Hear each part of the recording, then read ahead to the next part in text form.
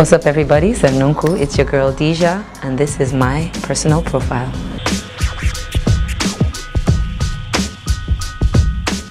Honestly, motherhood for me is so amazing. It's tasking at the same time, but I won't trade it for anything. It has taught me responsibility beyond measures. It has taught me a lot of patience. It has taught me, and I've become more. I found after motherhood I became more confident in myself. You know, we had our little moments where I was like, I hope God help me. I hope I can take care of my children properly. I hope I can do the right thing, do the best, the way my mom even did. At least let me even try half of what my mom did for me. But honestly, motherhood has taught me life. It's taught me life, that life is really not even about me. It's not about me. There's so much bigger to this whole world. When I see my children, I don't understand people. I'm like, oh, okay, I see. Let me not be the person that ruins you, because certain things, you know, you find yourself doing and you don't want them learning some of your bad behavior. So it has really made me more aware of myself, and I'm grateful God has given me 3 amazing children, 3 beautiful children. I don't. It's God, I swear. I don't know if I'm really actually balancing properly. I just feel like I'm doing what I do is I do the best, and I like to give attention to what is happening at the moment. So in terms of my children, they have all my attention. I can't lie to you. They have all my attention. Someone will tell you that, now wow, Dija, you like family something. I love family. Not even just my friends, my closest friends have turned to family. So I don't really balance. I just do it one day at a time, and I hope for the best, and I pray that God, you know, just does it for me, truthfully. But we did walk, we did try.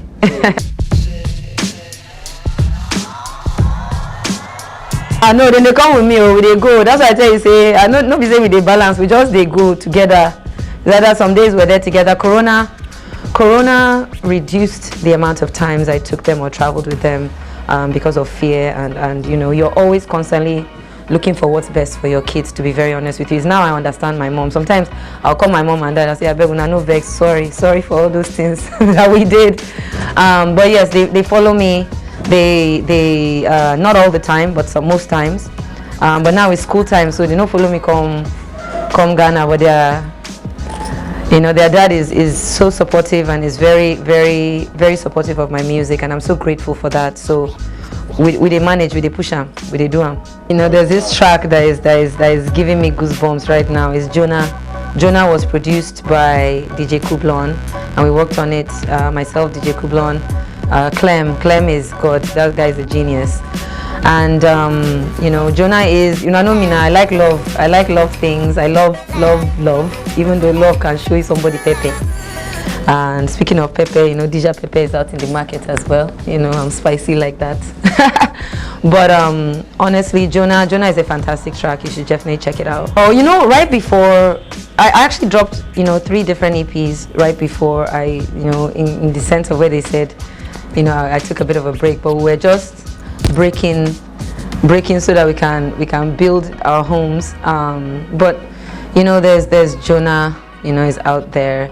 There's All the Time is out there. There's Crazy, you know, Yari as well. Yari is a Hausa track, and it is a jam. Like, I'm not even just saying it just because I worked on it. It is honestly one of the most, it makes you feel like you're part of something. It's just very World Cup feeling kind of. So yes, that's also out in the market as well. So make sure you check. Go on my YouTube page, Dija, DI_JA, and you'll find a lot of things there.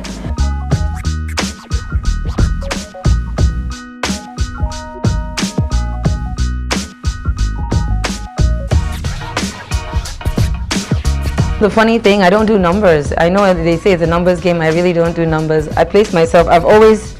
I think those women have solidified and created their own lane, and that's what I love about the female artists in Nigeria and around the world, is that we're all creating our own lane. And Tiwa na my big sis, you know, as they go now, we don't learn, we don't see as things they go. So for me, I'm not really on a number, I'm in my own lane. When you see like a racetrack, if you enter person lane like this, you are disqualified. So you guys do your lane. So I really run my race. I run an amazing race, and I'm hoping my fans continue to carry me the way they do and support the movement.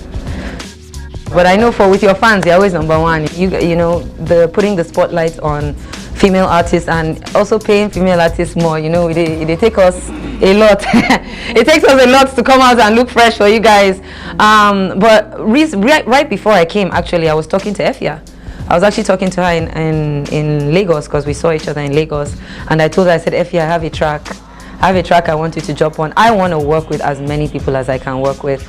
But in terms of saying that I solidified a time to talk, was Efya that I actually spoke to.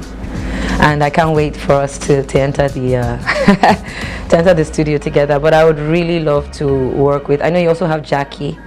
So I'm here in Ghana, and honestly, I always like working with people that want to work with me. That's the truth, because music is something that you don't really pick. It picks you, it picks the people, you know. And so we continue hoping that it picks us and it picks the right people for us.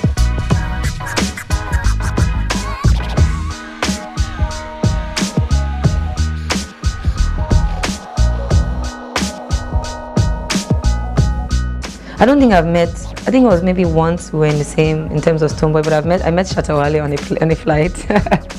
And you know, he was so pleasant and so welcoming.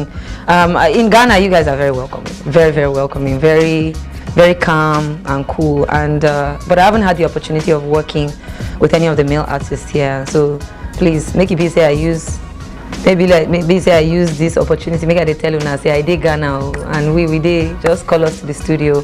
But I really like what you guys are doing here. I know in terms of Ghana, Nigeria, you know, Nigeria, our own is, we are going in, we know that, we always say no time, Nigerians, but I believe that the industry is really growing, and it's merging, and it's merged for a while, but now, after Corona, I think we realized, it's time to cross borders, and that's why I'm here. And so, for me, you know, you have your huge male artists. You know, you have Sarkodie, you have Stonebwoy, you have Shatta Wale, and you have a lot more people, honestly, that I listen to. It's just I'm getting into more of the culture back again, because I was a bit away for a while. So that's why I'm here. So please call me.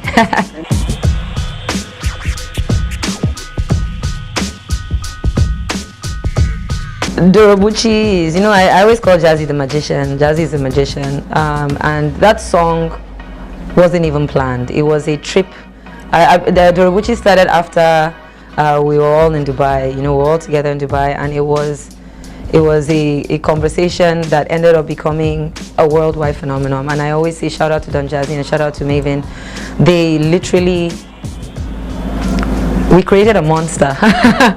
We created a monster, and we continue to create the good vibes. And for me, I never know how things come to pass, because when you ask me how did it, it's honestly timing, the grace of God, and you know, just cruise that turned into something magnificent. And it ended up becoming a song where some people were saying we were demonic, some people were saying that we were but you know, they always say like from dust we come and from dust we shall return. So if not so when they talk, we all go die one day. But you can obviously tell that it didn't come from an underworld or from a devilish place, because look at the happiness Dorobuchi brought to people. I mean, if it was from the devil, trust me, you guys will not be enjoying yourselves. You'll be.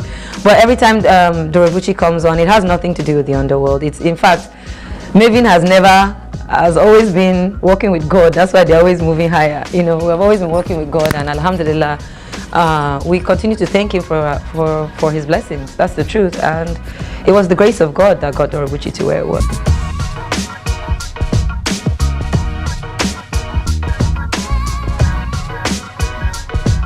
My dad is actually Sierra Leonean, okay, and my mom is from Nigeria, from Zaria. Okay. And I think people see me as a person. Dorobuchi, I have some songs where you hear, you know, certain Creole that I fit in there as much as I can.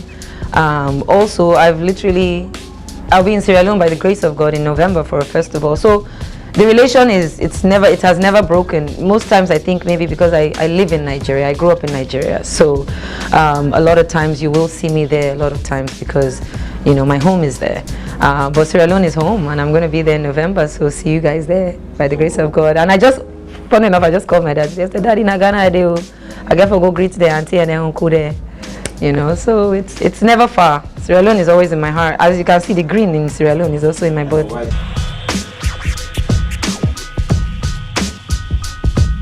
So what I intend to show everybody, and women out there especially, is that it's possible, and your time and your lane is something you should. It's like a garden, you know. You water your garden every day and your plants will grow, and that's what I've been doing with every single thing that it's in me, thanks to my parents. You know, for the fact that I'm not even from one place, there's tolerance in my home, and that is what I try to put in both my person and in my music, is tolerance, you know, multiculturalism, and also the love of human and the love of people. So follow me and follow love. Final words is to my fans is thank you. Thank you so much for sticking by me and pushing my music and being my ambassador when I'm not even ambassadoring. So I'm grateful, and never give up. Never ever give up on something you love and something you believe in. It is hard. It is not meant to be easy. If it was, you yourself would take advantage. And remember to love yourself, because I'm very huge on mental health. Your mental health is important, so take care of it. And I love you.